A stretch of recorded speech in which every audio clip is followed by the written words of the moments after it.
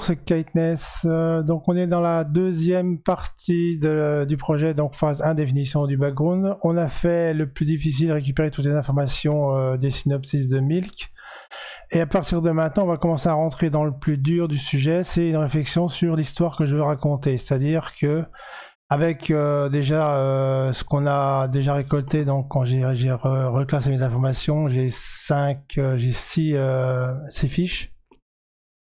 Je viens de savoir qu'est-ce que je vais raconter comme histoire de façon à, après, à être plus cohérent dans tout ce que je vais décrire dans le monde. Globalement, pour l'instant, l'histoire en fait va sous-tendre pas mal de choses. En fait, on est déjà notre personnage est déjà pris dans une guerre. Donc c'est une guerre entre deux empires galactiques, on va dire. Et donc il va s'enfuir pour survivre. Et après donc si la première partie de 4-5 tomes concernera sa fuite. Donc entre parenthèses, on part du principe qu'il a rien, qu'il a très peu d'équipement, donc il a aucun moyen, très peu de moyens. Sa première préoccupation, c'est donc sa survie et avoir les moyens de se sustenter, de refaire sa vie, de choisir ce qu'il veut faire de sa vie en fait, puisque quelque part il est complètement perdu. Donc de ce qui est fait donc pour l'instant, c'est que dans les 3-4 premiers temps, en fait, ce qui va se passer, c'est qu'on va partir du principe qu'il trouve dans le métier de chasseur de primes, dans sa vocation de chasseur de primes, il trouve un moyen de trouver de l'argent au moyen des primes. Donc on lui met le pied à l'étrier en le mettant dans certaines situations un peu critiques. En forçant un peu le critique de façon à ce que en fait à chaque fois comme par hasard il y a une prime qui se balade dans le coin et ça va lui donner accès à cette vocation. Ensuite ceci étant dit, à un moment donné avec les personnages et les backgrounds, on va réussir à l'amener à boucler un premier arc de vengeance, c'est-à-dire que il va pouvoir réussir à tuer donc le commandant de l'armée d'invasion, de la force d'invasion, qui a pris son monde d'invasion. À ce moment-là, au niveau du personnage, je pense qu'il va commencer à être un peu plus proactif. C'est-à-dire qu'à partir de ce moment-là, on pense qu'on partira du principe qu'il a des moyens un peu plus des moyens de ses ambitions, on va dire, qu'il va pouvoir peut-être choisir quelque chose à faire. Vu qu'il a réussi à tuer le commandant, il pourrait peut-être commencer à envisager dans sa tête à peut-être vouloir se battre pour sauver son monde, ou maintenant qu'il a un moyen, il a une expérience qui peut influer sur le cours des événements qui se passent à niveau galactique, peut-être commencer à envisager justement d'être plus proactif dans le combat contre l'envahisseur. Et c'est cette partie-là qui, dans un jeu, un récit dont vous êtes le héros, donc où le joueur prend des décisions, où ça va être pour nous assez délicat de guider le joueur, de lui dire en fait la meilleure décision de ton personnage c'est celle-là et tu n'as pas le choix dans cette décision. Donc là il y a une construction scénaristique, il faudra réfléchir de façon à continuer de baliser le chemin du joueur. Une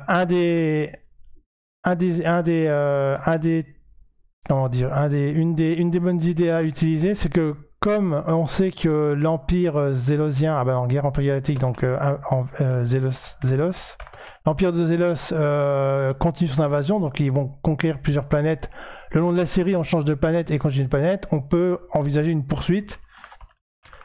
C'est-à-dire que en fait, on précède le front, quoi.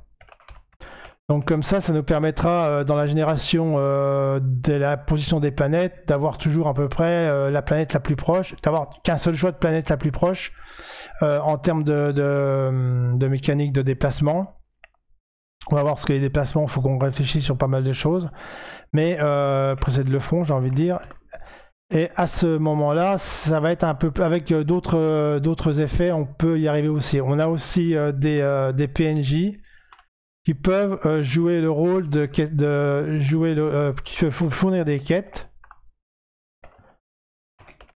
Donc déjà la première quête de vengeance là, elle est déjà fournie par des PNJ, et fournir des quêtes qui pourraient être par exemple de l'espionnage ou bien récupérer des technologies. Récupérer des technologies ou des moyens de se battre ou moyens de combattre l'envahisseur. Au niveau d'une personne, c'est parce que comme on a un peu un côté chasseur de primes, alors même si ça ressemble effectivement à un côté... comme on est parti sur une histoire de chasseur de primes et que là on commence à l'utiliser un peu comme un mercenaire, on a un petit problème aussi à régler de ce côté-là, donc je verrai quand je vais faire de combattre l'envahisseur. Et donc après on a donc toute cette deuxième partie qui va nécessiter du travail, et en fait à la fin donc on a la destruction. On va partir du principe que détruire la destruction de l'arme donc de ce que s'appelle l'anneau de feu, donc qui est l'arme principale, espèce d'étoile noire de l'Empire des Ossiens, va nous permettre de déstabiliser les forces et de rendre l'Empire qui est envahi plus actif. Il va pouvoir se battre. Alors c'était égal à rien, je crois. Donc en deux temps, on dirait au début une phase où le joueur va subir une situation où il est très désavantagé, où il essaie de sortir la tête de l'eau. On va mettre là, à partir de là, on va lui donner une mission qui va donner une vengeance, qui va faire avancer son background, et à partir de là, il va devenir proactif. Donc c'est à ce moment-là que je dirais il faut donner l'illusion au joueur qui va prendre des décisions, que son personnage prend toujours la bonne décision. En fait, si j'arrive à faire croire au joueur que son personnage prend toujours la bonne direction entre deux tomes, il acceptera plus facilement de jouer le jeu après. Pendant les tomes, on lui redonne la main et ça se passera pas trop mal. Et on termine la série sur la destruction de la zone de feu, sachant qu'on a déjà un tome où on a déjà changé un scénario justement pour coller à cet aspect-là. Voilà, donc ça veut dire qu'on est sur une histoire de... Donc un peu comme le solitaire, un gars qui se fait taper la tête et qui va à toute une quête donc pour trouver les moyens de se venger et puis de libérer son peuple. Donc ça c'est la première chose. Donc Interior Front, donc au niveau de l'arc des héros, on a deux arcs qui sont clairement définis. Ensuite, la deuxième façon donc ça c'est l'aspect purement héros personnel. Maintenant on a l'aspect global qui va être beaucoup plus difficile qui va prendre beaucoup plus de travail. C'est l'aspect de l'univers. Parce que mon univers actuellement c'est un univers de SF. Donc univers de SF, ça veut dire des empires galactiques. Donc, empire galactique, ça implique la gestion au minimum d'une information simultanée, quelque part simultanée, d'informations simultanées. Donc, entre des systèmes éloignés. Donc on parle de, on va dire 5 à 10 années-lumière. C'est ce qui se fait dans la réalité. Et encore, on part du principe que 5 à 10 années-lumière, c'est qu'on a de la chance d'avoir toujours des planètes habitables. On verra ça après. Des systèmes de 5 à 10 années-lumière. Donc effectivement, si on a ça, la façon la plus facile et la plus simple de gérer ce genre de choses-là, c'est effectivement d'utiliser, ce que je disais la dernière fois, des trous de verre, des portes Stargate, des choses comme ça qui vous rendent d'un seul coup l'univers accessible. Alors personnellement je trouverais un peu j'aimerais bien que la série ait quand même une identité un peu forte, et donc j'aimerais quand même utiliser l'aspect du décalage temporel qui existe dans la relativité générale, c'est-à-dire que lorsqu'on va parcourir à une vitesse importante d'un certain pourcentage de la vitesse de la lumière, des distances de n années-lumière, le voyageur, lui, vit moins longtemps, le temps. Alors j'ai regardé ce qui se faisait dans les équations, c'est assez effrayant. Si on prend de la réalité par exemple, j'ai recopié, je vais le copier tout de suite, je vais vous montrer. Un petit peu de physique, générale, ça fait pas de mal. Donc, ce que dit la théorie dans la réalité, pour l'instant, c'est ça. C'est que Proxima Centauri, il y a 4 années-lumière. C'est à la louche, hein, c'est environ, c'est juste pour les ordres de grandeur. 4 années-lumière. Si vous voyagez à 50% de la vitesse de la lumière, vous n'avez que 3 ans et demi pour y aller. Donc 4 ans, 3 ans et demi pour faire 4 ans, c'est pas énorme. 85% de la vitesse de lumière, vous n'êtes que à x2. C'est-à-dire que vous allez faire le voyage en 2 ans. Il faut monter à 99,9% de la vitesse de lumière pour mettre le voyage en 5 mois. Parce que en fait, la courbe c'est une exponentielle quoi. Donc on voit que déjà dans la réalité, si on avait un empire galactique, il faudrait qu'on soit capable de se déplacer à 99,9% de lumière, ce qui n'est pas possible ce n'est pas possible dans le sens où en fait l'énergie demandée pour ça atteint des valeurs pas possibles. Même 50% de la vitesse de lumière, ça fait peu de sens. Donc c'est là qu'on va commencer à rentrer dans l'imaginaire des science-fiction. On va dire qu'on dans notre univers, ça va pas être les règles là forcément. Je pourrais tricher en disant par exemple que la loi est simplement linéaire et qu'en voyageant à 50% de la vitesse de lumière, eh ben, on est à 50% du temps aussi. On pourrait faire un truc simple comme ça par exemple. On pourrait tricher déjà et dire que la physique de notre univers fait que pour le déplacement, voilà, on a un décalage de 50%. Première approximation. Ce qui veut dire que si j'ai un empire galactique avec des planètes à gérer qui sont à 5-10 années-lumière, quand je vais envoyer un coup de téléphone à la planète qui a 5 à 10 années-lumière, bah, ça fait 5 ans pour arriver et 5 ans pour avoir la réponse. Donc ça devient ingérable quand même. Donc c'est à ce moment-là qu'on va utiliser une autre propriété de la physique quantique qui est intéressante, c'est l'intrication. L'intrication quantique, c'est un truc qui est intéressant, qui fait que quand vous intriquez deux particules, elles réagissent de la même façon, enfin, elles ont exactement la même valeur, elles vont avoir le même état, quelle que soit la distance. Alors que normalement, quand vous mesurez une particule, l'état est complètement random. En fait, imaginez que ce soit un dé, quand vous mesurez une particule, vous lancez le dé, ça fait 4, et c'est tout. C'est 4, c'est pas autre chose, ce sera plus autre chose. Vous détruisez le fait que c'est entre 1 et 6. Et intriquer, et donc si par exemple moi j'ai un dé et puis que mon copain il a un dé sur la feuille d'or, on lance les dés font ce qu'ils veulent. Si on avait des dés intriqués, on intrique les dés, le copain va sur Alpha du Centaure en 4 ans, en 4 années-lumière, et après on lance les dés et on va voir que à chaque fois qu'on lance en même temps, les dés vont toujours faire le même résultat. Si je fais 4, il fait 4, si je fais 5, il fait 5, qui dans son premier, ça change rien, c'est toujours la même chose. Le problème c'est qu'une fois de plus, quand on a fait la mesure, après c'est fini, on peut rien faire. Donc où je vais tricher, c'est me dire que d'intrication quantique dans mon univers, quand j'intrique deux particules, j'ai le droit de tripoter le spin. Ça veut dire que j'ai deux particules intriquées, elles ont le même spin, et si j'ai le spin à 1, l'autre va être à 1, ça passe à 0, ça passe à 0. Donc 1 et 0, c'est quoi? C'est du Morse. Les ordinateurs, ça fonctionne comme du Morse. Donc j'ai bon. Donc avec l'intrication quantique, je génère... avec mon intrication quantique, je vais générer dans mon univers des communications instantanées.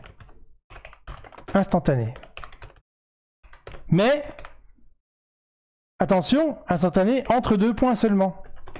C'est-à-dire, mettons que moi j'ai sur Terre, j'intrique mes deux particules, j'envoie la particule intriquée à mon copain Alpha du Centaure.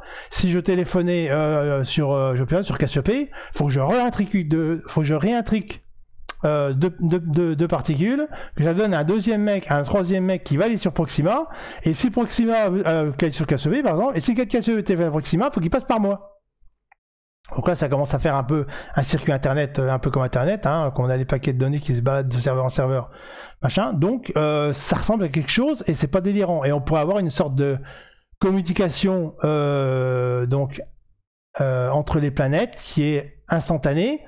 Et malgré que ce soit bloqué sur deux points, bah, avec les informations qui se baladent entre les trucs, finalement on trouve son chemin et ça marche pas trop mal. Donc voilà, donc ça veut dire qu'on va imaginer un univers où on peut avoir l'information automatique, donc on pourrait gérer des systèmes solaires à 10, 15, 20 années-lumière. Par contre, le problème c'est qu'effectivement, si on envoie un colis, c'est plus la même chose, quoi. Si on va avoir une action physique, ça va demander du temps. La deuxième chose, c'est au niveau de la culture, parce qu'effectivement, dans un univers où, même si vous pouvez téléphoner à votre frangin qui est sur Cassiopée comme mon téléphone maintenant, Si vous voulez lui rendre visite, vous partez, je sais pas quel choper, mais donc soit à 21h, je sais pas, on va rester sur Proxima, c'est plus simple, 4h30, votre frangin est là-bas. Si vous allez en vacances 2 semaines chez votre frangin, une semaine de voyage, vous restez 2 semaines chez lui, vous revenez une semaine, vous avez vécu un mois, mais pendant les 1 mois de voyage à 50%, vous avez passé 2 ans. Vous avez passé 4 ans, pardon. Ah oui, non, 2 ans, si je garde 2 ans, exact. Si je garde 2 ans, pardon. Vous mettez 2 ans à faire le voyage, vous passez 15 jours chez votre frangin, vous remettez 2 ans à repartir, mais pour les gens qui sont restés sur Terre, il y a 4 ans x 2, 8 ans de passé. Donc d'un seul coup, les voyages des gens et des marchandises, ça devient plus délicat, vous voyez. Donc je sais pas comment on peut faire ça. Alors, j'avais réfléchi on avait vu qu'on pouvait faire des stases. Donc avec la stase, l'avantage de la stase, c'est que ça va me permettre de faire des voyages de personnes, mais en mode cargo, quoi. Ça va être des cargos de frigo. Je pense pas. Après, peut-être que les riches ont des vaisseaux croisières et puis ils se baladent, machin. Mais bon, se voyager 3-4 ans dans le vide intersidéral où on voit rien, parce qu'entre les planètes, il n'y a rien. C'est encore un autre problème. Donc la culture, il faudrait réfléchir sur la culture, savoir l'impact du voyage, l'impact du temps de voyage. Parce que ça rend les choses différentes. Donc là, si on avait des... par exemple, pour tout ce qui est mercenaires et chasseurs de primes, c'est des gens qui doivent vivre quelque part en dehors de la société, quoi. Ils n'ont pas de famille, ou alors s'ils ont une famille, ils voyagent avec eux. Parce que quand vous partez en voyage, c'est tout de suite des années, quoi. Un aller-retour, c'est des dizaines, des vingtaines d'années, quoi. Donc quand vous vivez 100 ans, partez au diamant à 20 ans, vous revenez il a 80 ans, il a déjà des petits frères, les fils des petits-fils. C'est très difficile, c'est plus la même façon de penser le monde, quoi. Donc je sais pas si on peut développer ça. Ça n'a peut-être pas l'intérêt de se reprendre la tête trop longtemps dessus, mais peut-être réfléchir à 2-3 trucs, réfléchir à 2-3 idées. Parce que le temps de voyage impacte forcément. Du temps de voyage. Donc il y a cet aspect-là. Tiens, pourquoi il arrive? Parce que j'ai mis un truc. Donc, alors est-ce que je garde 2 ans? Est-ce que je fais x3, x quelque chose? Je sais pas. Enfin, pas trop gros non plus, parce que sinon ça veut rien dire. Donc, mettons qu'on passe 2 ans. Ça veut dire que j'ai 13 bouquins, donc on a 13 voyages. Mettons qu'on fasse 7 années-lumière. 5 x 13, ça fait 70 ans. Ça fait 80 ans, ça fait un siècle, quoi. Ça pourrait être intéressant. Ça veut dire que déjà... notre personnage, même si il va vivre je sais pas combien de temps, il va voir passer un siècle de l'histoire de l'univers. Donc ça peut aussi poser des points intéressants au niveau du ressenti du personnage, à chaque fois qu'il va d'une planète à l'autre, qu'est-ce qui s'est passé dans l'univers. Ça permettra de suivre aussi l'impact de l'invasion. Il va pas d'une planète à une autre et il va rendre compte qu'il y a 2 systèmes qui sont fait envahir. Ça peut être assez intéressant de ce côté-là. Donc, ces aspects au niveau de l'aspect global, ça m'intéresse de faire un univers assez peu technologique, enfin suffisamment technologique, mais low cost, j'ai envie de dire. Un univers low cost où on n'a pas grand-chose. Au niveau de la gravité, pareil, je sais pas si je vais faire des gravités artificielles, je pense pas. Les gravités dans les vaisseaux, ça va être forcément soit avec des rotations de comment c'est, des boucles, je sais plus comment ça s'appelle, de roues, voilà. Des rotations de roues, ou bien des vaisseaux en silo. Et encore les vaisseaux en silo, le problème c'est que la gravité vous l'avez à l'accélération mais pas à la décélération. Donc ça veut dire que si vous faites la moitié du voyage en gravité 1, parce que vous avez l'accélération sous vos pieds, quand le vaisseau va se retourner et puis qu'il va ralentir, vous êtes en décélération et vous vous retrouvez en l'air normalement. Si je me souviens bien de mes cours si j'ai bien compris comment ça se passe. Donc là c'est pareil, gravité parce que c'est de l'accélération. Sinon gravité artificielle, c'est encore une fois de plus...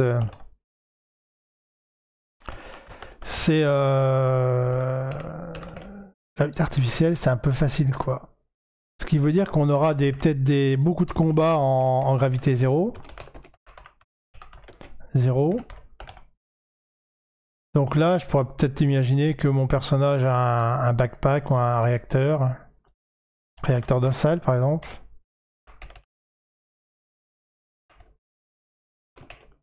Réacteur dossal. Pour les combats en vaisseau, c'est pareil. Les combats en vaisseau dans l'espace, c'est pas comme ça se passe pas comme dans la réalité, comme sur Terre, quoi. Genre, les avions, ils arrivent à faire des virages assez secs parce que il y a l'importance de l'air. Dans l'espace, il n'y a rien qui vous empêche de vous arrêter, quoi. Tant que vous n'avez pas fait demi-tour ou que vous n'avez pas des réacteurs pour ralentir, c'est mort, quoi. Et pareil, la vitesse de décélération, c'est la même que la vitesse d'accélération normalement. Donc, si vous mettez 30, une année-lumière à accélérer, vous devez mettre une année-lumière à décélérer. Donc, pareil, le fantasme de dire on casse les vaisseaux, les combats en vaisseau et après on arrête le vaisseau, on met le frein, on arrête le vaisseau pour aller piller l'épave, ça marche pas normalement. Tout est en mouvement dans l'espace. En fait, s'il y a un truc qui doit être hyper difficile, c'est de bien d'immobiliser un vaisseau avec des réacteurs, parce qu'il n'y a tellement pas de rien pour vous empêcher de vous arrêter, que vous êtes vraiment mettre le coup de réacteur qu'il faut pour mettre à zéro. Vous avez toujours un petit peu un décalage, quoi. Donc vous pouvez baisser votre vitesse. Donc un vaisseau, quand il explose et puis que la soute est pétée, ben, le vaisseau il s'arrête pas. La soute suit une trajectoire et en fait vous devez mettre votre vaisseau comme si vous essayez de pousser un vaisseau en accélération et puis aligner votre vitesse. Et comme vous essayez la mettre dessus, après c'est comme si vous étiez arrêté, c'est la même chose. Donc ça c'est des subtilités aussi qu'on peut intégrer dans le récit. Et donc par exemple comment faire pour récupérer des épaves ou du pillage d'épaves dans l'espace, quoi.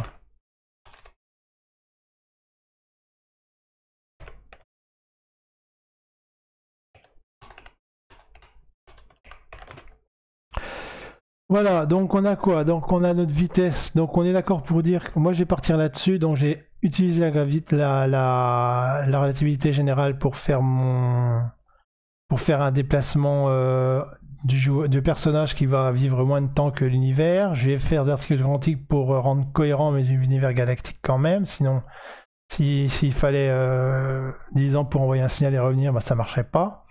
Donc je vais voir le truc là. Il faut que j'avais sur la culture l'impact aussi. Alors la stase, ça peut le faire aussi. Sachant que la stase, ça peut faire aussi double emploi. Mettons par exemple, je passe 2 ans dans mon vaisseau en stase. Si ma technologie de stase ralentit encore un peu, je veux dire un ralentissement du métabolisme, ce qui serait assez, ce qu'ils ont l'habitude de faire et qui est pas trop délirant.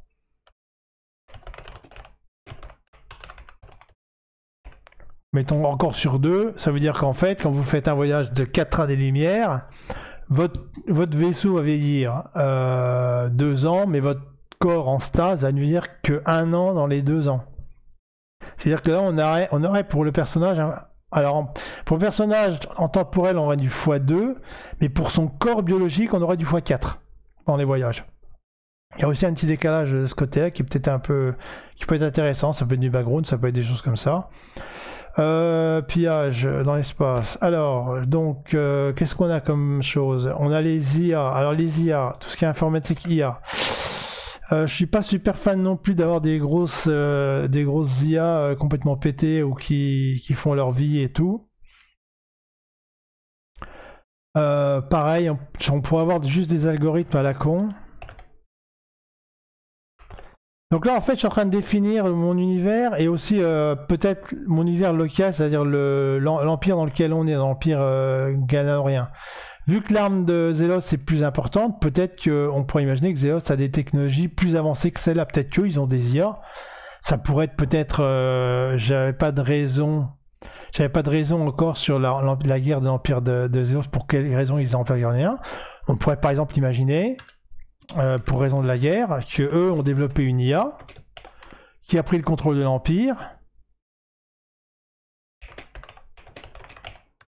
et qui s'est dit que tiens, pour le bien de l'univers, ce serait bien que de maintenir tout le monde, je sais pas, qui a pris le contrôle et puis qui partira en sucette, quoi. Faudrait trouver une raison pour de l'IA, mais ça pourrait être un truc intéressant. Comme ça permettrait de voir les technologies, de dire ouais, ton univers il est un peu pourri. Non, en fait, le monde où je suis, le royaume dans lequel on est, notre empire est pourri, mais le pourri en face, ils sont plus pétés, quoi. Pris le contrôle, raison à définir, et en fait, pris le contrôle donc de l'empire de Zelos. Ça pourrait être sympa, par exemple. Il y a 2 fois raison, j'ai fumé, moi.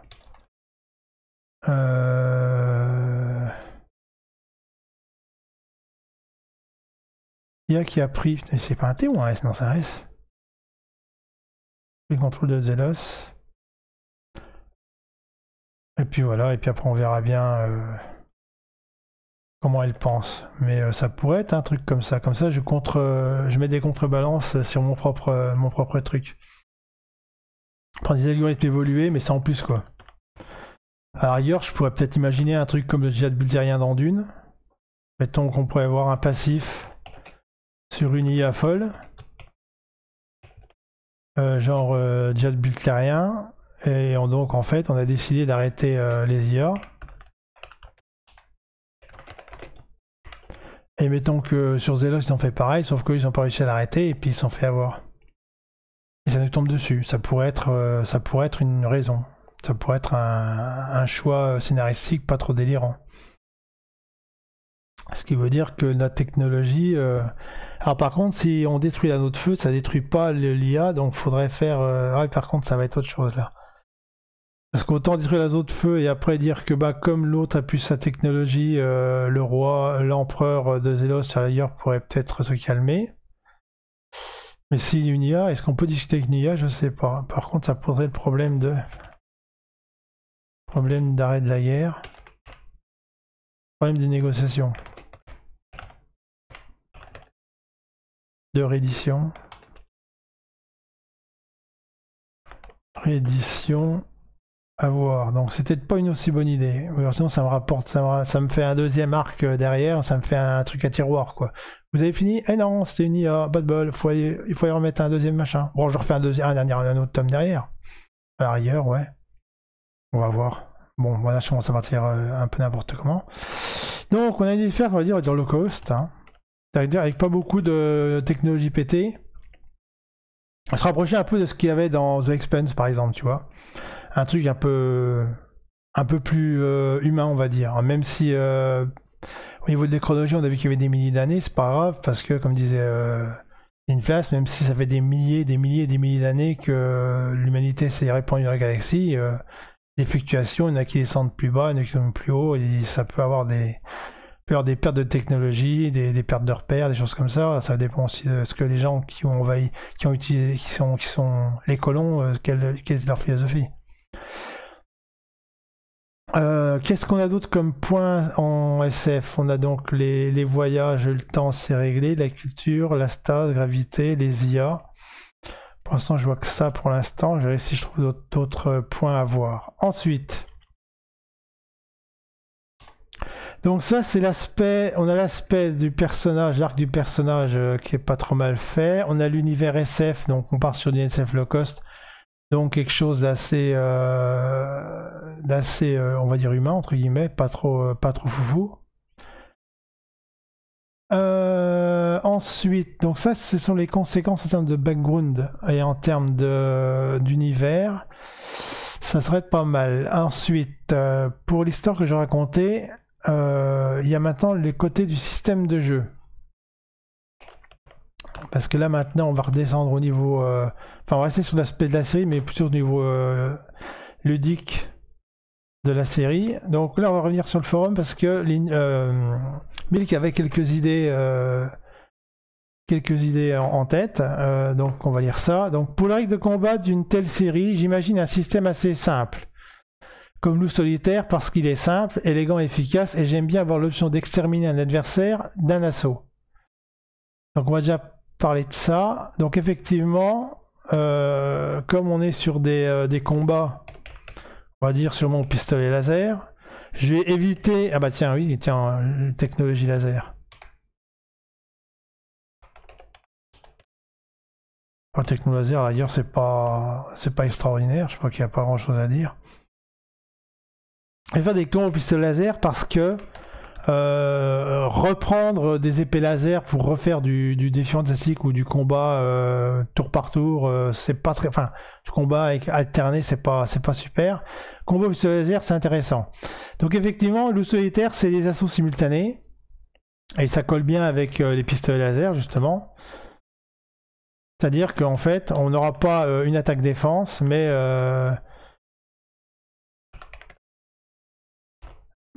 donc on va lancer un dé, on verra bien comment on va faire, mais un assaut, pendant un seul assaut, pendant l'assaut, les tirs sont simultanés, c'est-à-dire tout le monde tire en même temps, et on compte les morts après.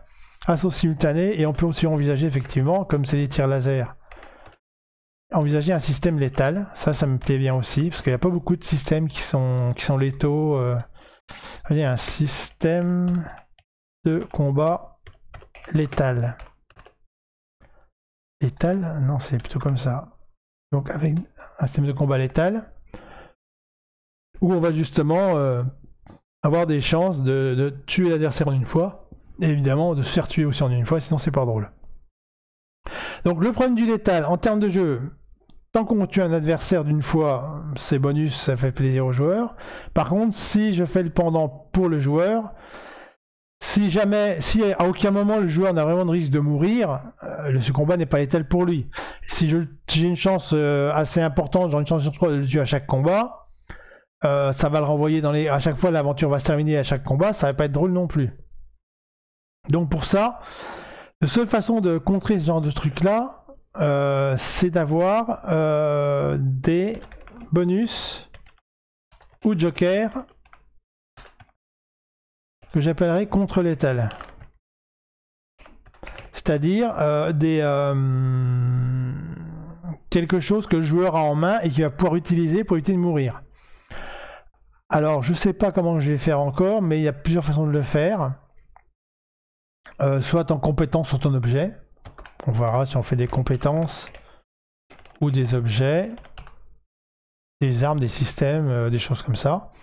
Mais il faut que je donne des jokers aux joueurs. Comme ça, disons que si je suis capable de dire aux joueurs tu meurs une fois sur 3, tu as 10 combats, donc je dois prévoir 3 jokers ou 3 bonus qui vont t'empêcher de mourir. Après, si t'as pas de chance, t'en as 4, mais si t'as la chance, t'en as que 2, t'en auras un de plus pour le prochain combat, etc. Après, on peut choisir après la dose de difficulté. Mais il faut réfléchir à ça, effectivement, pour que le système soit létal. Et en fait, que le joueur stresse un peu. En fait, donc ça sous-entend forcément, en fait, peut-être un combat stratégique.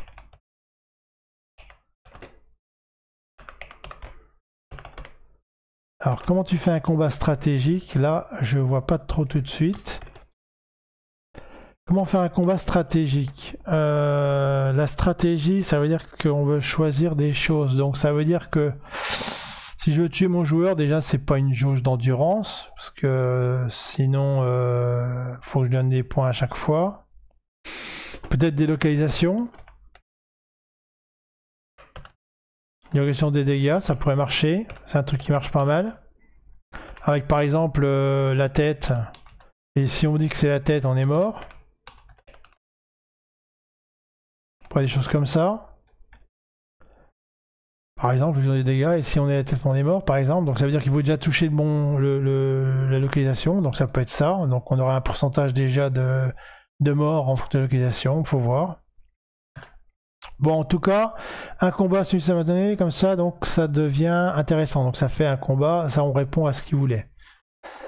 Ensuite, évidemment, avec des armes à feu, il y aurait peut-être des variantes, mais aussi, il devrait y avoir des règles spécifiques pour les combats en chasseur, que j'aimerais être présentes dans presque tous les livres. Donc effectivement, nous, comme on se balade de planète en planète, on a aussi des combats spatiaux, sans problème, ça c'est nickel, j'adore.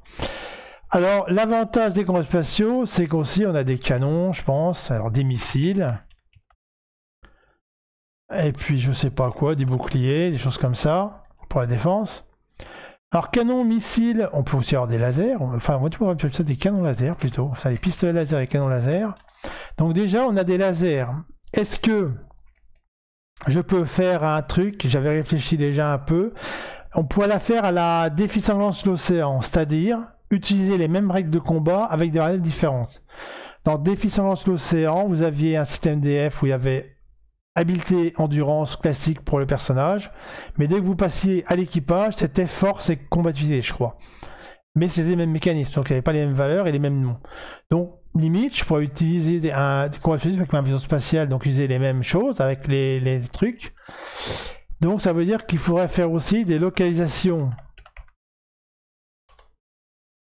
sur le vaisseau spatial. Et là aussi, par exemple, dans la même tête, cockpit, où nous on se balade, Si par exemple le cockpit se prend un beau gros coup de laser, cockpit ça c'est comment il y a un 4. Cockpit égale mort aussi par exemple. On pourrait imaginer ça.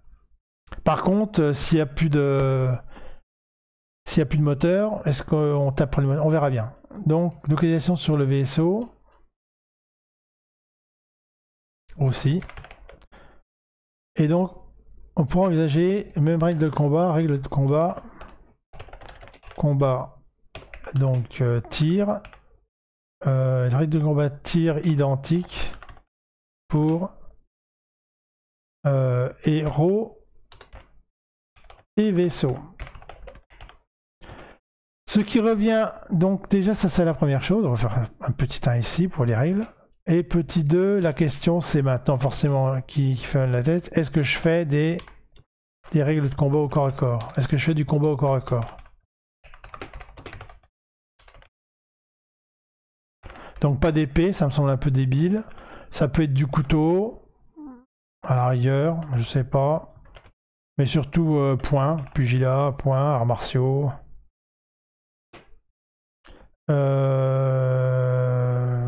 Close combat, ça s'appelle, je sais plus comment ça s'appelle close combat, j'ai marqué, je sais plus le nom français. Allez hop, je chercherai plus tard. Combat, du combat d'arts martiaux, des choses comme ça. Est-ce qu'on fait ça?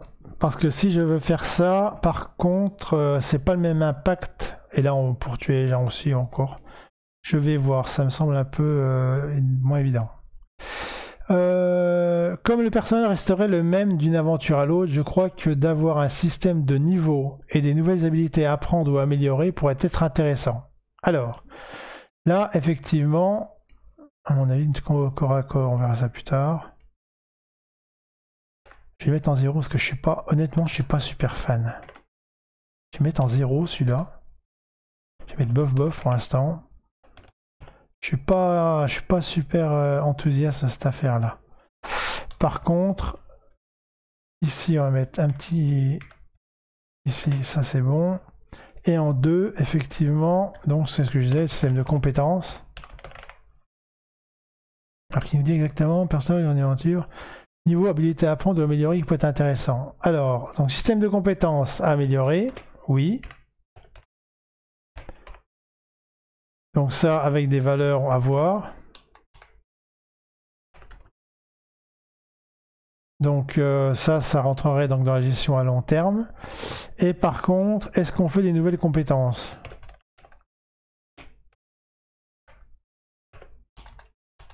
Nouvelles compétences en cours d'aventure. Donc là, par contre, ça rejoint une idée que j'avais de faire évoluer aussi, les règles. Alors, système de jeu, à voir si on les statique. Donc on ne change pas le système de jeu du début de fin, ou évolutif.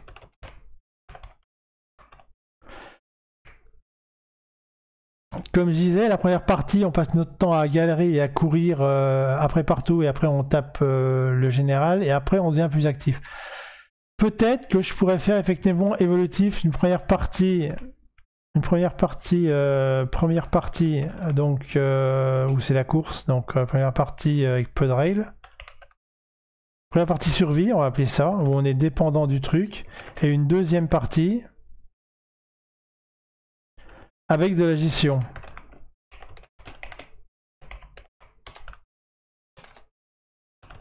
Gestion d'équipement.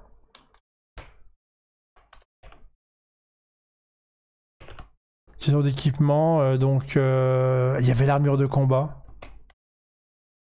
Armure de combat, exact. Et vaisseau. Donc avec des magasins, des choses comme ça.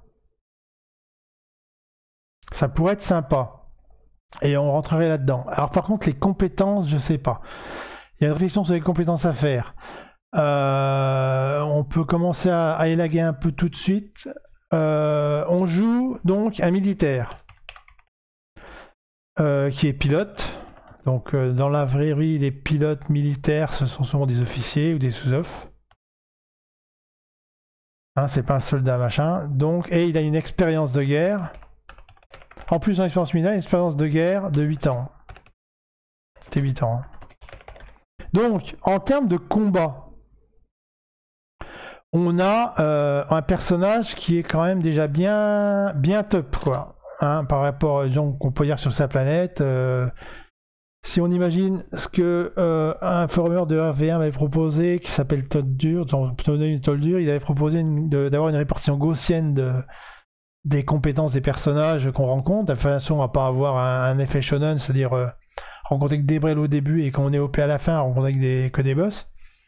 Ce qui veut dire qu'effectivement, si on réfléchit comme ça, on peut partir du principe qu'on est dans le top 10% des personnages les plus puissants, entre guillemets, en compétences de combat.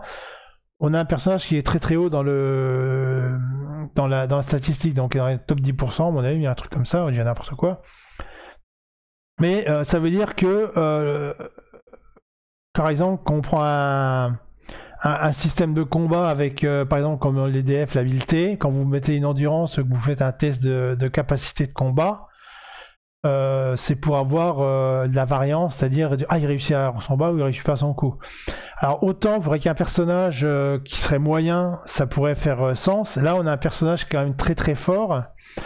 Est-ce que ça fait sens de tester ses compétences ? Stricto sensu, non. La seule raison qui nous pousserait à faire tester ses compétences serait de partir du principe qu'il est top 10% sur sa planète et que, comme par hasard, sa planète c'est que des paysans et que quand il est dans l'univers, si on le replace au niveau de l'Empire, en fait, sa planète c'est bottom 5%.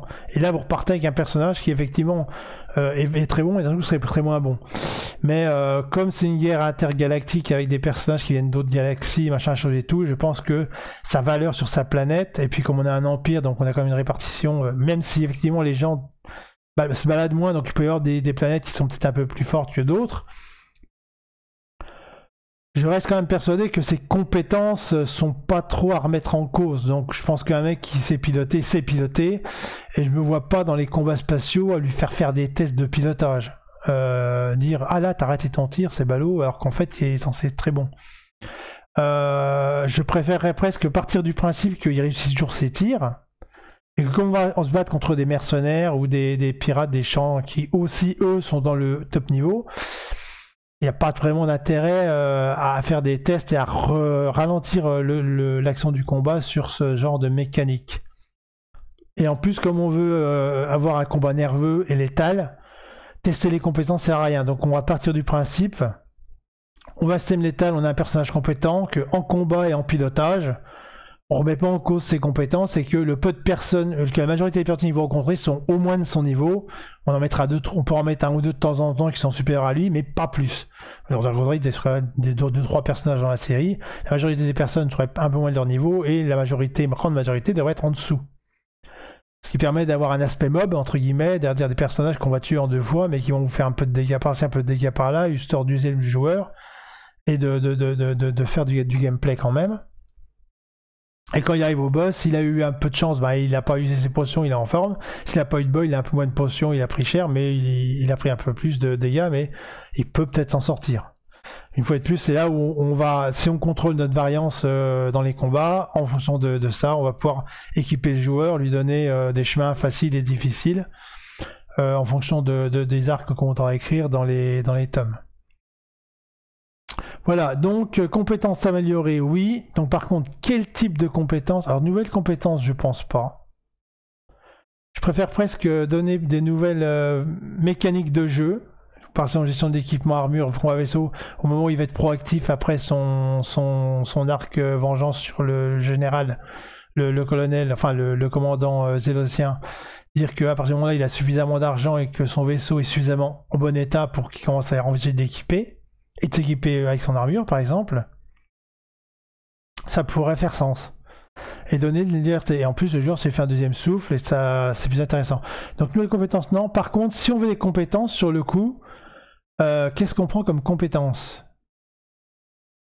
Type de compétences. Parce que maintenant, on est d'accord pour dire que les compétences de type martial, combat, pilotage, il est OP, on les teste pas. Donc il nous reste du social.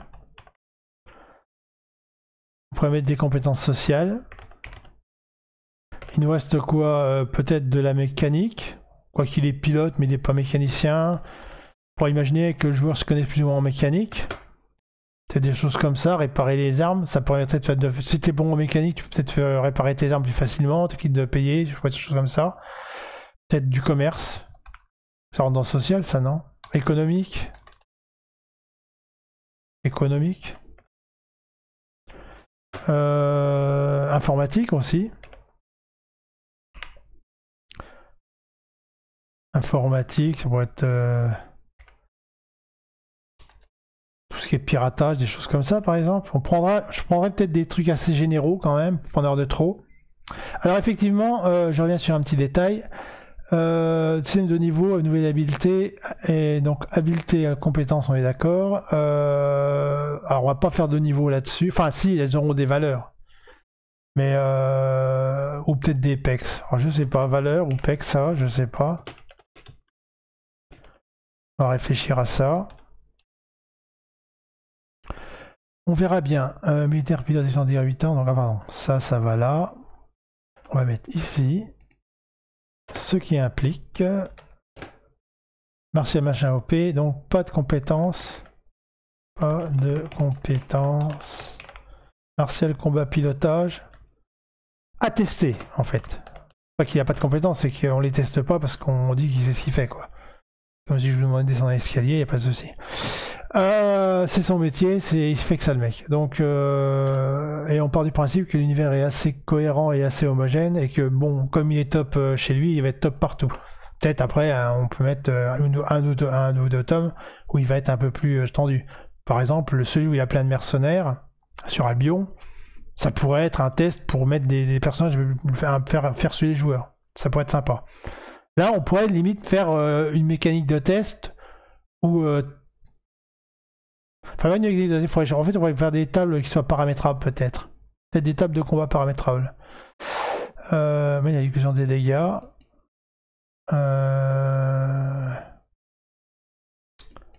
Attends, voir. Faire des tables de dégâts. Table de dégâts paramétrables.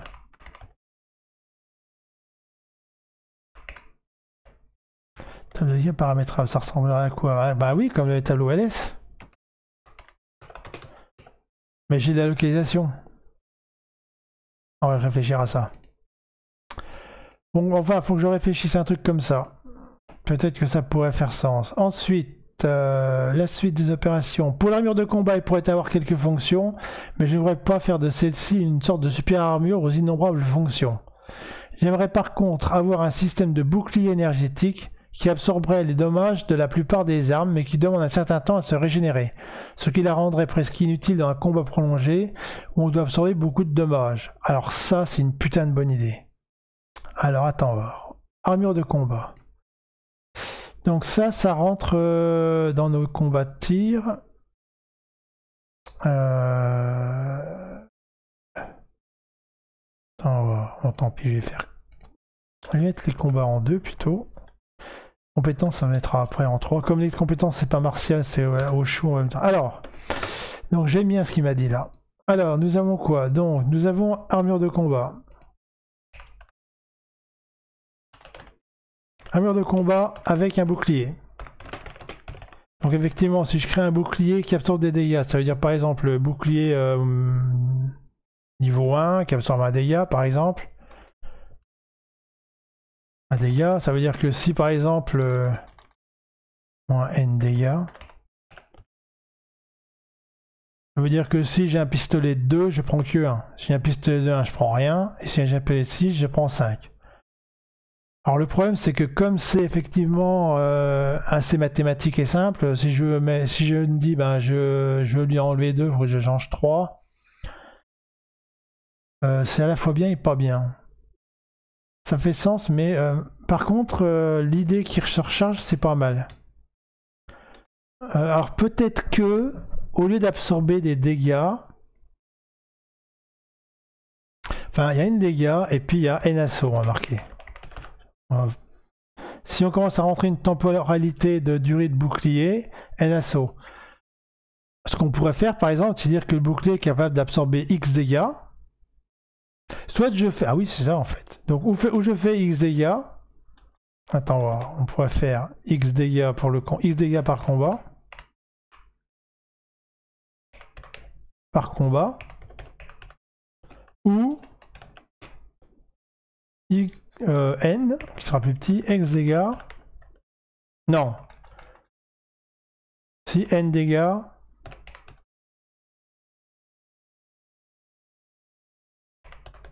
Par X assaut, on va dire. C'est-à-dire qu'en fait, voilà.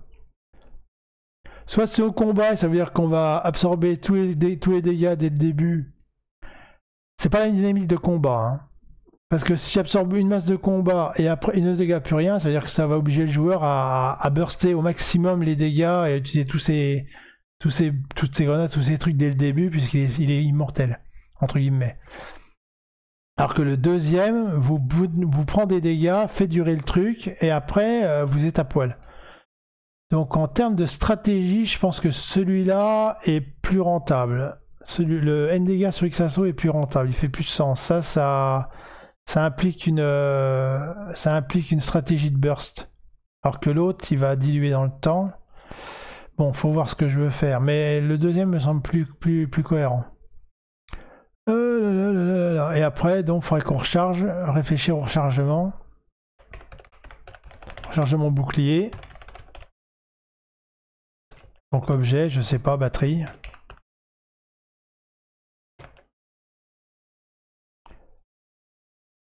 Objet batterie à voir. Ensuite, j'aimerais qu'il y ait certaines valeurs de plus jeu de rôle, comme charisme, force, adresse. Furtivité, style, ouais, c'est furtivité ou de l'endurance. Non, furtivité. J'imagine que ça pourrait rentrer dans l'adresse, etc. De toute manière, tout ça est encore une idée qui se réalisera probablement pas, faut voir, d'accord. Bon, par contre, toutes ces caractéristiques-là extrêmement holistiques, moi je peux pas les faire. Enfin, je ne veux pas les faire en fait. Parce que je suis parti déjà sur des petits tomes de 100 sections, 150 sections. Et comme j'intègre le fait que mon système de compétences et mon système de jeu doit se marier avec le récit et doit être bien mêlé dedans, déjà mes compétences sociales et choses comme ça vont commencer déjà à me bouffer des sections pour les appliquer et les utiliser. Donc rajouter dessus des compétences, des statistiques purement holistiques, ça fait pas sens, surtout que honnêtement on va passer force et adresse, limite ça rentrait dans le combat, on a dit qu'on les testait pas donc on s'en fout. Le charisme, on peut les coller on peut le coller dans le social, donc on a déjà un aspect, limite, on a un aspect de ça. Et la furtivité, à ailleurs on n'a rien en furtivité. Donc on pourrait rajouter ailleurs aussi une compétence de furtivité, des choses comme ça pourrait être sympa effectivement. Compétences ailleurs et sociales, mécanique, informatique. Furtivité. Aussi par exemple, des choses comme ça. Donc ça en fait 5 déjà, c'est beaucoup. 5 statistiques à équilibrer. Je vais voir. Après c'est le nombre de... Plus j'ai de statistiques à gérer, plus je dois distribuer de points si je mets des points ou des expériences. Plus je dois forcément les utiliser dans le tome. C'est-à-dire que si on peut choisir par exemple le niveau de chaque, dire je suis bon en économie, pas bon en social, etc. Faut que je prévoie déjà, forcément déjà au moins 5 utilisations. Ça vous déjà 5 sections pour utiliser cela. Sachant que selon les routes, ça peut être là, donc il faut que je représente au moins 2-3 fois pour que ça ait un sens au niveau de l'utilisation. Si la compétence sociale, je l'utilise qu'une fois dans un chemin où je vais pas, il y a tout un... Ça, le problème de ces compétences-là, c'est que sur l'aspect purement mécanique, arborescent, ça devient vite des problèmes d'équilibrage. Est-ce qu'on est sûr de l'utiliser à un moment donné et l'utiliser combien de fois? Si à un moment donné on utilise 3 fois informatique et 0 fois économique, c'est pas drôle, est-ce qu'on peut toutes les utiliser? Autant dans des tests ça peut être sympathique, mais je sais pas, faut que je réfléchisse. Réfléchir à ce qu'on veut faire là, parce que le nombre de compétences, et ce qu'on met dedans, ça va jouer beaucoup sur l'aspect du jeu, de l'expérience de jeu, je vais envie de dire. Et puis c'est tout, je crois. Donc on regroupe quand même pas mal de ce qu'il voulait, on est pas mal. Donc système de jeu, on aurait ça. Alors, ça veut dire quoi? Ça veut dire que mon personnage va passer la moitié de son cycle à courir après la vie, après sa vie, et après il va pouvoir la gérer. On a du problème de temps à gérer, on a des univers. Ça pourrait être pas mal. Ça pourrait être pas mal. En gameplay, on a de la gravité zéro, on peut avoir un recteur dorsal, donc là on peut encore utiliser de la mécanique, des choses comme ça. On a des combats qui vont être le corps à corps, je pense pas. Le corps à corps, si je me débrouille bien dans mes scènes et tout, je peux éviter le corps à corps limite. Je pars du principe que la majorité des gens qui se baladent ont tous que je vois à chaque fois avec des gens pas très recommandables. Hein. On a des mercenaires, on a de la mafia, on a des clans énervés, on a des mercenaires, des choses comme ça. On peut partir du principe que les mecs sont tous bons en combat de pistolet. On a une armure de combat. Avec... Ah oui, l'armure de combat, j'ai pas mis quoi. Bouclier, et puis oui aussi, plus des systèmes. Des systèmes de quoi? Des systèmes de combat. Ça se répète beaucoup. Attaque-défense, donc forcément. On va en mettre quelques-uns, mais pas beaucoup. Donc on mettra des slots, on mettra des petites cases. Donc ça veut dire qu'après, il faut que je vois ce que je veux mettre comme système de combat. Système de combat, ça veut dire est-ce qu'ils sont utilisables, est-ce que c'est des passifs, est-ce qu'il y a une quantité de charge, je dirais, ou illimitée. Ça peut être de l'actif, du passif. Passif sur version limitée, mais ça peut être des trucs illimités, des lasers illimités, quoi. Quantité d'utilisation, ouais. De charge d'utilisation. Ouais. Donc ça pourrait ressembler à quelque chose de pas trop mal. J'aime bien l'identité de l'univers. Utiliser le temps comme ça. Ne pas avoir des technologies complètement pétées. On s'en fout, c'est évident. Pas de gravité zéro, ça pourrait être sympa aussi, faire un truc un peu à la... Alors les combats en vaisseau, les combats en vaisseau, ça veut dire que les combats en vaisseau, c'est comment que ça marche dans l'univers. De toute façon, comme je disais, le problème c'est qu'on peut pas faire de manœuvre. Donc évidemment, où on passe là-dessus, ou est-ce que je tente autre chose?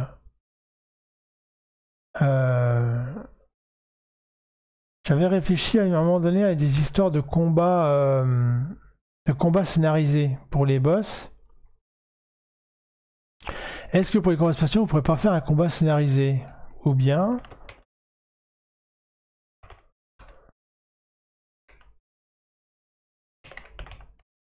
un combat scénarisé, c'est-à-dire que ça se sous-entendrait de faire des manœuvres.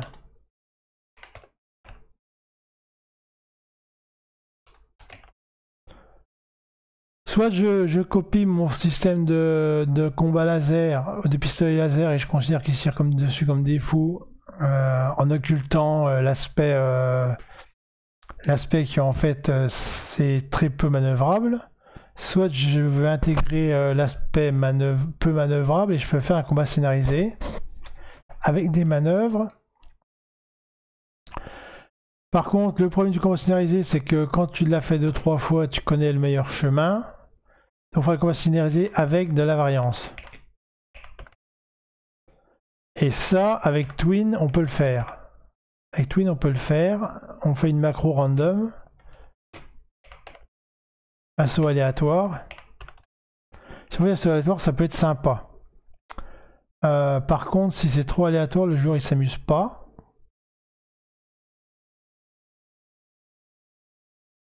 Ou alors scénariser. Ah ouais, je vois. Je vais faire choix. En fait, choix stratégique du joueur.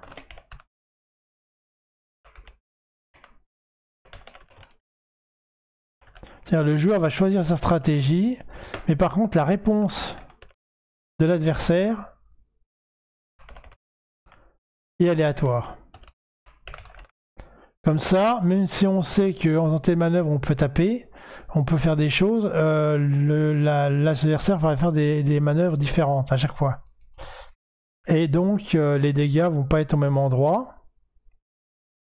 Et ça pourrait donner encore une entité un peu plus intéressante que de copier-coller les trucs. Faut voir. Par contre, ça va me bouffer des sections, mais c'est des sections qui sont pas. C'est pas du texte qui fait mal la tête, quoi. C'est juste tu pars à gauche, tu pars à droite, machin. C'est plus un programme, donc à la rigueur, même si ça me bouffe, je sais pas, une vingtaine de sections, ça dépend combien je vais faire. Faut que je fasse des boucles de toute façon. Ça va être un combat en boucle. Ah oui, ce serait bien ça aussi. Ah, je viens de penser à un truc. On pourrait faire comme dans Défi et Sortilège. Enfin, pas comme pareil, pas sur le même plan. Est-ce que je crée pas dans chaque tome un livre de combat qui contiendrait un combat scénarisé à entrée multiple? Si je fais une boucle, donc des boucles de... Si mes trucs tournent en boucle et puis que je rentre pas toujours dans la même boucle, en fonction du personnage, entrée multiple, voire aléatoire même, allons-y gaiement. Voire aléatoire, ça peut être sympa. Ça veut dire que le combat, faut que je définisse quelques paragraphes, et en fait, quand je... Alors aléatoire, ça va être peut-être chiant. Parce que aléatoire, ça veut dire que ça se passe n'importe comment, mais la situation avant le combat est quand même définie. Donc entrée multiple plutôt. Il faut que je prévoie des sections avec des entrées où on peut rentrer en combat et hors combat, on peut débouler dans le combat. Et par contre, il faudra prévoir donc une sortie de boucle. Donc dégâts, alors jauge dégâts là sur le coup. Et si je mets une jauge de dégâts, quid, ah oui, quid de la létalité. Létalité du combat. Je suis dans le vide. Et donc, on retombe sur la localisation que j'avais fait avant. Oh, ça fait mal la tête. Alors, est-ce que ma localisation... Je mets des... Ah, je pourrais mettre une jauge de dégâts sur ma localisation. Est-ce que c'est une bonne idée, ça? Si je mets une jauge de dégâts sur ma localisation, ça veut dire que si j'ai 3-4 localisations... ça fait 3 fois plus de PV, donc c'est-à-dire que chaque localisation va avoir peu de PV. Sinon ça ne fait pas de sens. Si je veux un système létal et que je multiplie les jauges de dégâts, parce que la localisation pour l'instant, ça veut dire que si je touche la localisation, c'est détruit. Jauge de dégâts, ouais, ou alors une jauge de dégâts du genre santé. Je sais que les personnages... Ah, pour mon personnage, on pourrait faire ça, effectivement. Le personnage...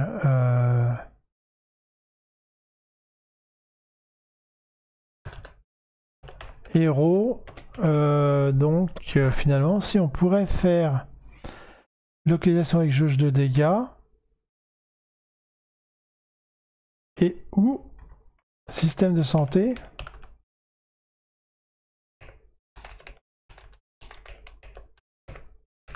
où on est en bonne forme, en bonne forme, donc ce qu'on dit indemne.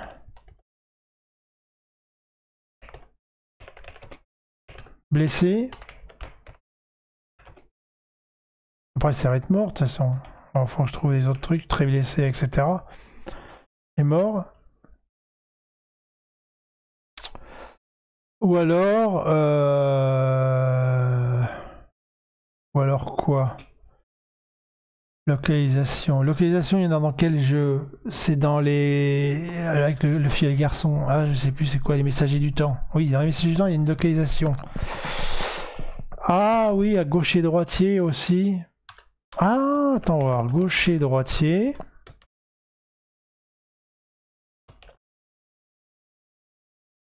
Alors, est-ce qu'on fait de l'ambidextrie? Hop, on met ça quand même. Ambidextrie. Donc j'ai deux fusils, ambidextrie, bouclier. Bouclier, ça fait bizarre parce que si j'ai déjà un bouclier, ça ferait deux boucliers. À voir. Le bouclier, ça fait bizarre. Ouais, mon bouclier, il est, je sais pas. Gaucher, droitier. Voilà, c'est moche ça. Gaucher, droitier. Ah, alors là, oui, on pourrait faire ça. Localisation égale fonction. Par exemple, bras. On va commencer à définir. Bras gaucher droitier. Ça veut dire que si on est touché, on est moins efficace en tir. Voire mutilé. Peut-être plus violent, mutilé, mais pourquoi pas. Ah, blessé, on pourrait mettre mutilé derrière, qui est encore plus violent.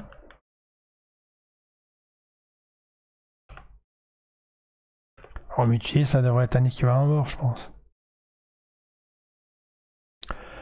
Dans mutilé, on peut voir impossibilité de tirer, on va marquer pour l'instant. Donc, ça ferait dire que les jambes. Il y aurait une réduction de la mobilité. Donc comment est-ce que je... Alors est-ce que je gère gestion de la mobilité en combat?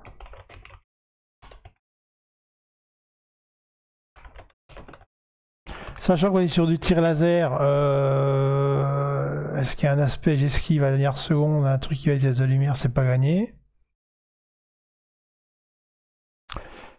Réduction de la mobilité, je sais pas, ça va faire des malus, des choses comme ça. Enfin, si on fait que des malus de tir, c'est débile, on verra bien. Qu'est-ce qu'on a vu? On avait dit la tête, donc ça c'était game over. Mort, ou est-ce qu'on a du coma, mais ça change rien, de toute façon je suis tout seul, donc... À partir du moment où tu vas rentrer dans des trucs de mutilation, de coma, c'est équivalent à mort, quoi, de toute façon. Il y a quoi? Il y a le torse. Le torse, ça encaisse bien. Donc là, je sais pas. Des malus de... Bon, il y a des malus. Pour l'instant, je peux pas trop savoir parce que j'ai pas tout défini. Je définis les grandes lignes pour l'instant. Comment je vais faire ça? Je sais pas. Les jambes, le corps, la tête, c'est tout. Hein. Ça ferait 4, ça ferait 5 zones déjà. Deux jambes, 2 bras, torse, tête. Ça ferait 6 zones. 6 localisations donc.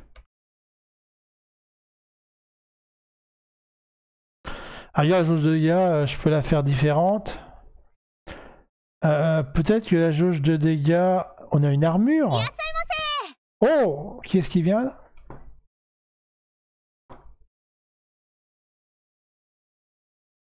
Bienvenue à... Ah, j'ai pas le nom, attends, c'est où?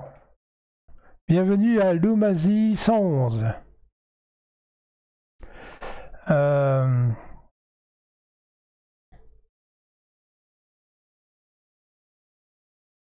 Tu m'as connu où? Tu étais d'un forum ou d'un Discord où je participe, où j'ai laissé des messages?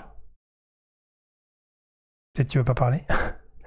Je disais quoi? Oui, l'armure, ça peut jouer. Alors peut-être que ma jauge de dégâts... Ma jauge de dégâts, ça peut être la qualité de mon armure, effectivement.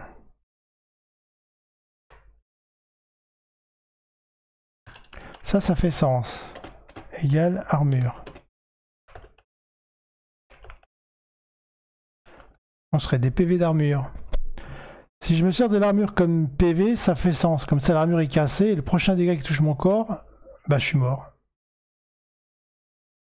Ça pourrait faire sens. Ce qui veut dire que faut que je prévoie quoi? Faut que je prévoie donc peut-être des... Alors à prévoir, si je fais cette mécanique là, faut que je prévoie pour pas tuer les joueurs des mécaniques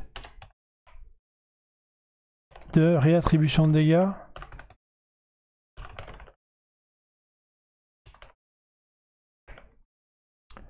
Ça ressemblerait à quoi une mécanique de réattribution de dégâts?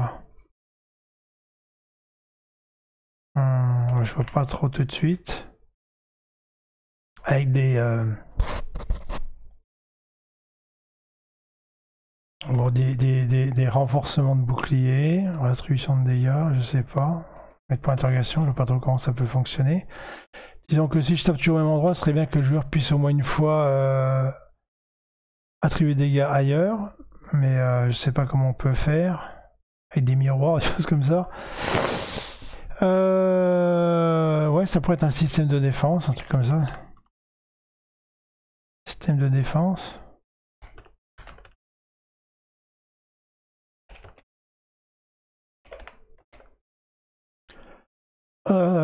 Si je prévois une localisation des... Ah, on pourrait être vicieux.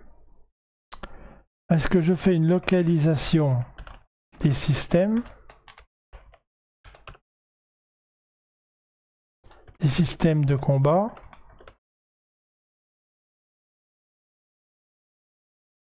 Qui impliquerait que si la pièce d'armure concernée, 6 pièces d'armure détruites, plus de système.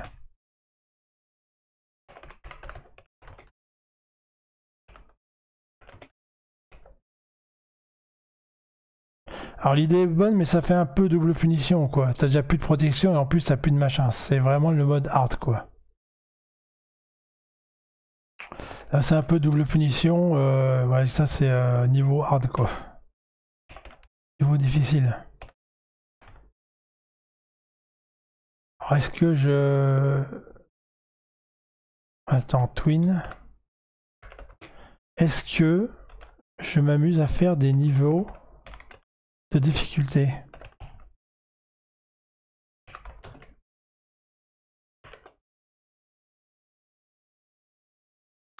Est-ce qu'on met des niveaux de difficulté? Sur un niveau de difficulté intelligent, c'est-à-dire pas dire augmenter juste des valeurs, mais mettre des mécanismes de jeu. Ça pourrait être une mécanique de jeu en mode difficile. En mode facile, la PC est détruite, tu gardes ton système, donc il faudrait dire que les systèmes sont ailleurs. Alors qu'en mode difficile, on pourrait imaginer que le système est lié à une pièce d'armure, et si la pièce d'armure est détruite, ton système est pété. Même s'il était opérationnel, il est plus opérationnel, il est détruit. Donc il faudrait que tu en rachètes un même. Il faudrait que tu rachètes une armure. Ah oui, il y a aussi ça aussi.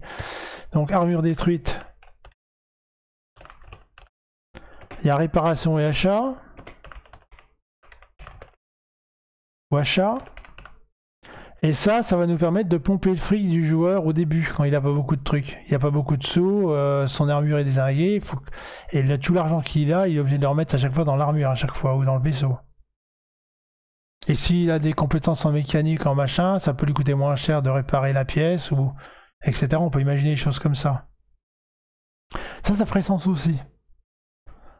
Et ça donnerait un peu de micro-gestion sur l'équipement et le combat. Ça me plaît bien. Vu comme ça me plaît bien. Donc on a pas mal avancé, on a bien suivi ce qu'il voulait. En fait, dans tout ce qu'il a voulu, en fait, j'en ne reprends pas la fin, quoi, les systèmes de jeu de rôle. Puisque de toute façon, ces statistiques-là, je vais les mettre dans les compétences, elles sont prises en partie ou complètement dans les plans, donc ça sert à rien de faire des doublons. Vu que j'ai pas l'intention de faire des aventures très très longues, donc il faut que quand même les systèmes, les mécaniques que je crée là, il faut quand même que je m'en serve dans les aventures à chaque fois, sinon s'il faut qu'il attende 2 tomes pour utiliser une compétence, le gars, c'est pas très génial. Bon bah écoutez les enfants, je crois que je suis pas mal là. La suite du truc, c'est de mettre du lien dans tout ça, que je ferai sûrement off, que je vais réfléchir un peu dans la semaine. J'ai combien de temps là? De 1h30. L'étape suivante, c'était réflexion de l'histoire, harmonisation des informations, ébauche d'un ensemble cohérent, géopolitique, tout ça, PNJ. Ah oui. Est-ce qu'on peut commencer à harmoniser les informations? Parce qu'on a déjà pas mal d'harmonisation. Mais là, il faut qu'on fasse vraiment... là, il faut qu'on mette les briques, il faut qu'on scelle tout bien comme il faut. À ce niveau, en termes de BG, de système de jeu, c'est bon. Et en géopolitique, faction et chronologie, série. Alors, chronologie, on n'a rien. Donc, à mon avis, pour l'instant, je vais laisser comme ça. Peut-être pas approfondir tout de suite. Géopolitique. Alors, géopolitique, maintenant, je vais commencer à faire ce que je veux. L'Empire de Zélos, tout ça, donc ça, c'est bon. Alors, raison conflit, il y avait une histoire d'IA. Je vais rajouter IA ici. Donc, on va partir du principe, on est parti de l'Empire de Gallianor. On va partir là-dessus. Zélos versus Gallianor. La majorité des planètes qu'on va se visiter seront parties de notre empire. J'ai quelques trucs bizarres là qui je sais pas ce que je vais en faire pour l'instant. Faut que je réfléchisse à ça. Albion. Il est bizarre ce mot. Système clanique. Tomasito, ça c'était la guilde des mercenaires.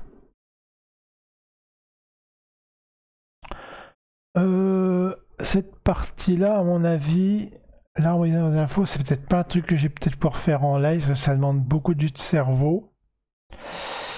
Il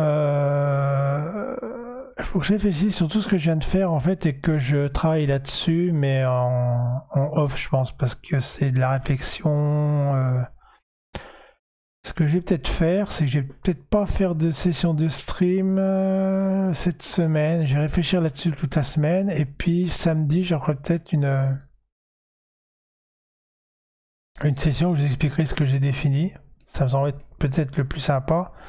Parce que là, ça commence à faire un peu de... Ça va demander beaucoup de temps. Alors si j'avais des gens pour discuter avec moi et puis me donner des idées, ce serait bien. Je suis tout seul, donc là, ça va être plus long. Après, je voulais détailler mon univers, technologie, histoire, géopolitique. Tout ça, c'est la même chose. Faut que je vois sur quel angle je vais attaquer ça. Il y a différents types pour l'histoire et puis pour le global. Faut que j'attaque par les sections, les factions et les gouvernements. Il va falloir... Là, j'ai que du texte, en fait. Il faut que je fasse des petits schémas. On va avoir des petits schémas sur un logiciel de graphes. Parce que là, sur Twin, c'est pas fait pour ça, de faire des graphes. Je vais faire des graphes, je vais faire peut-être sur Excel des cas, je vais voir, je vais faire des tableaux. Et tout ça, ça va prendre du temps et je crois pas que ça ait une valeur ajoutée vraiment importante de le faire en stream. Par contre, montrer les résultats à la fin et expliquer comment j'ai fait en vitesse, à mon avis, ça fera plus sens dans le thème de ce que je veux faire du suivi, quoi. Après, système de jeu, orientation générale, potentiel narratif, gestion de l'échec, tout ça aussi, il faut que je réfléchisse. En fait, ouais, tous les points ABC, là, le point A, on l'a fait, le point B, on l'a fait pas trop mal, on l'a fait le gros, quoi. Et en fait, tous les 3 derniers points de la phase 1, je vais vous les mettre là. Donc, voilà, donc ça, classement, c'était la dernière session. Cette session-là, j'ai fait l'histoire que je racontais. BG système de jeu et de 2000 qu'on a recouplé. Et en fait, ces 3 choses-là, finalement, comme je suis tout seul, harmonisation des informations, informations détaillées, système de jeu, tout ça, je peux pas le faire en stream tout seul. S'il y avait du monde qui pouvait me donner des idées, ce serait bien. Là, tout seul, ça sert à rien, je vais m'endormir. Mais je vais réfléchir à ça de mon côté. Donc, je propose... de faire un stream. Alors, dimanche prochain, j'ai un truc de prévu, donc je referai un stream samedi prochain. Faire pareil vers 11h du matin, à l'arrière, samedi prochain, et puis je vous dirai ce que j'ai fait ou pas. Et d'ici là, je vous souhaite une bonne semaine, et puis je vais poster ça sur ce que j'ai écrit là, je vais le mettre sur les forums. Si vous sur les forums, si vous avez des idées ou des boîtes à idées aussi sous la page, là, si vous avez des choses à proposer ou des commentaires, n'hésitez pas. Je vous remercie d'avoir suivi cette petite session un peu décousue, mais qui fait mal la tête. Et puis donc, à samedi prochain.